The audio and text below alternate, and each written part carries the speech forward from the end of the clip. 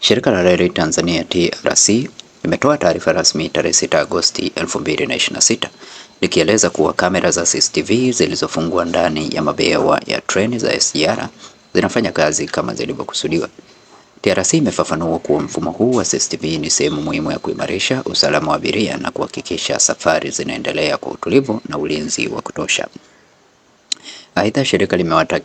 Aidha, shirika limewahakikishia wananchi kuwa usalama wa abiria unaendelea kuwa kipaumbele na limewataka waendelee kutumia huduma za treni za SGR kwa kujiamini. Hatua hii inalenga kuongeza usalama, kusaidia kufuatilia matukio yote yanayoweza kutokea na kuboresha huduma kwa ujumla.